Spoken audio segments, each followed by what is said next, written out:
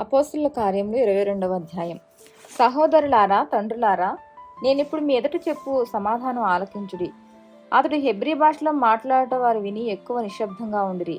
అప్పుడు అతడు ఇలా చెప్పసాగాను: నేను కిలికియలోని తార్సులో పుట్టిన యూదుడను. అయితే ఈ పట్టణములో గమలీయేలు పాదముల యొద్ద పెరిగి మన పితరుల ధర్మశాస్త్ర సంబంధమగు నిష్ఠయందు శిక్షితుడనై, మీరందరూ నేడు ఉన్న ప్రకారం దేవుని గూర్చి ఆసక్తుడనై ఉండి ఈ మార్గంలో ఉన్న పురుషులను స్త్రీలను బంధించి చెరసాల్లో వేయించుచు మరణం వరకు హింసించితిని. ఇందుని గూర్చి ప్రధాన యాజకుడును పెద్దలందరూ నాకు సాక్షులై ఉన్నారు. నేను వారి వల్ల సహోదరుల యొద్దకు పత్రికలు తీసుకుని దమస్కులోని వారిని కూడా బంధించి దండించుటకై యెరూషలేమునకు తేవలనని అక్కడికి వెళ్ళితిని. నేను ప్రయాణము చేయుచు దమస్కునకు సమీపించినప్పుడు మధ్యాహ్న కాలమందు ఆకాశం నుండి గొప్ప వెలుగు అకస్మాత్తుగా నా చుట్టూ ప్రకాశించును. నేను నేల మీద పడి, సౌలా సౌలా, నీవెందుకు నన్ను హింసించున్నావు అని నాతో ఒక స్వరం పలుకుట వింటిని. అందుకు నేను, ప్రభువా, నీవెవడువు అని అడిగినప్పుడు ఆయన, నేను నీవు హింసించుచున్న నజరేయుడగు యేసును అని నాతో చెప్పెను. నాతో కూడా ఉన్నవారు ఆ వెలుగును చూచిరి, కానీ నాతో మాట్లాడిన వాని స్వరం వారు వినలేదు. అప్పుడు నేను, ప్రభువా, నేనేం చేయవలను అని అడుగగా, ప్రభు, నీవు లేచి దమస్కులోనికి వెళ్ళుము, అక్కడ నీవు చేయుటకు నియమింపబడినవన్నీ నీకు చెప్పబడినని నాతో అనెను. ఆ వెలుగు యొక్క ప్రభావం వలన నేను చూడలేకపోయినందున నాతో కూడా ఉన్నవారు నన్ను నడిపింపగా దమస్కులోనికి వచ్చితిని. అంతటా ధర్మశాస్త్రం చొప్పున భక్తిపరుడును అక్కడ కాపురమున్న యూదులందరి చేత మంచి పేరు పొందినవాడును అయిన అననీయ అను ఒకడు నా యొద్దకు వచ్చి నిలిచి, సౌలా సహోదర, దృష్టి పొందుమని నాతో చెప్పగా ఆ ఘడియలోనే నేను దృష్టి పొంది అతని చూచితిని. అప్పుడు అతడు, మన పితరుల దేవుడు తన చిత్తమును తెలుసుకొనుటకును ఆ నీతిమంతుని చూచుటకును ఆయన నోటి మాట వినుటకును నిన్ను నియమించున్నాడు.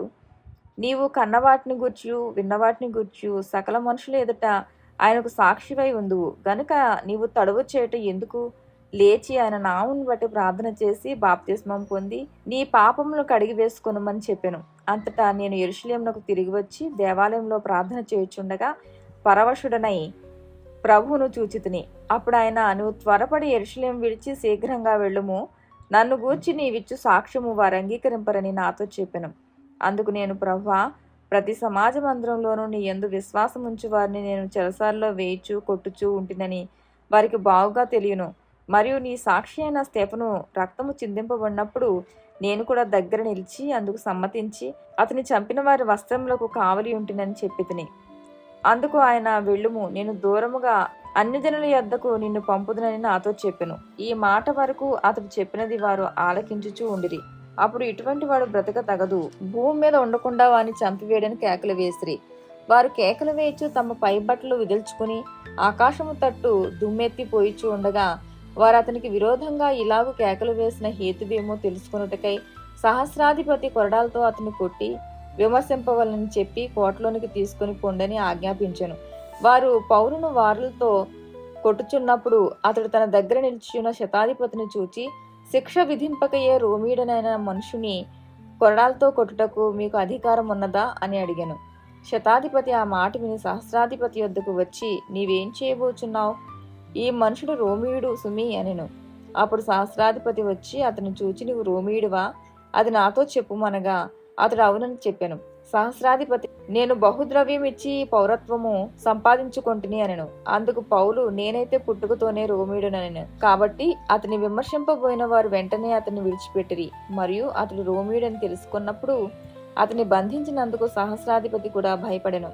మరునాడు యూదులు అతని మీద మోపిన నేరమేమో తాను నిశ్చయముగా తెలుసుకొనగోరి సహస్రాధిపతి అతని వదిలించి ప్రధాన యాజకులను మహాసభ వారందరినూ కూడి రావాలని ఆజ్ఞాపించి పౌలును తీసుకుని వచ్చి వారిదట నిలవబెట్టెను.